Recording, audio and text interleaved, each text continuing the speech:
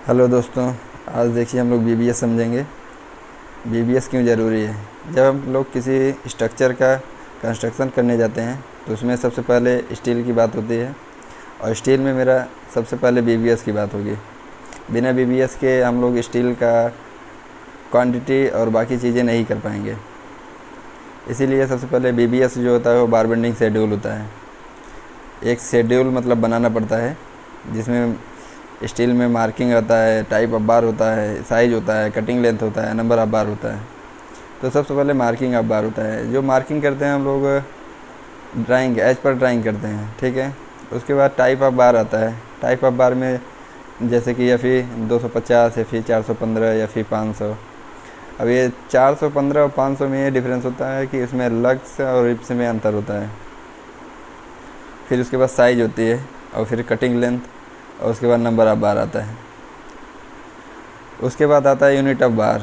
Unit of बार में जैसे कि हमको कोई स्टील है, तो स्टील का अगर हमको निकालना है कि टाइप उसका वेट क्या होता है, यूनिट वेट, तो उसके लिए हमको ये फार्मूला लगाना पड़ेगा, D²/162, ठीक है।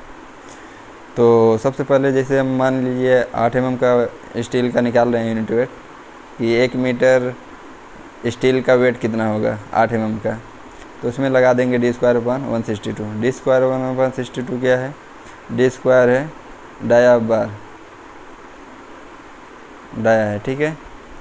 तो देखिए हम लोगों ने 8 mm का निकाला है तो आ रहा है 8 का मल्टीप्लाइड 2 बार करेंगे, बाकी 1/62 से भाग देंगे तो 0.395।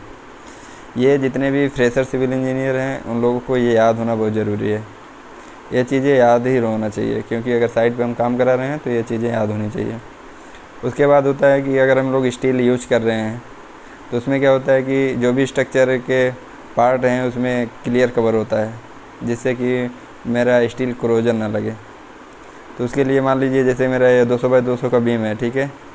इसमें 200x200 का बीम है, तो बीम में मेरा कवर कितना होना चाहिए, क्योंकि ये कवर होना ज़रूरी है। यहाँ पे इधर से इधर से इधर से भी कवर होना चाहिए, ये भी कवर होना चाहिए। तो इसके लिए हमको कितना होना चाहिए बीम में, तो बीम में हम लोग 25 mm लेके चलते हैं, ये मानक है, ठीक है। तो क्लियर कवर की बात करें तो सबसे पहले हम लोग क्लियर कवर देखते हैं। तो ये होता है क्लियर कवर, एक याद करने का तरीका है, याद कर सकते हैं इसको। ये फुटिंग में कितना होता है, फुटिंग में जैसे मेरा 50 mm होता है क्लियर कवर, कॉलम में 40 mm होता है, और ये होता है बीम में 25 mm, और स्लैब में 20 mm, इतना लेकर के चलते हैं।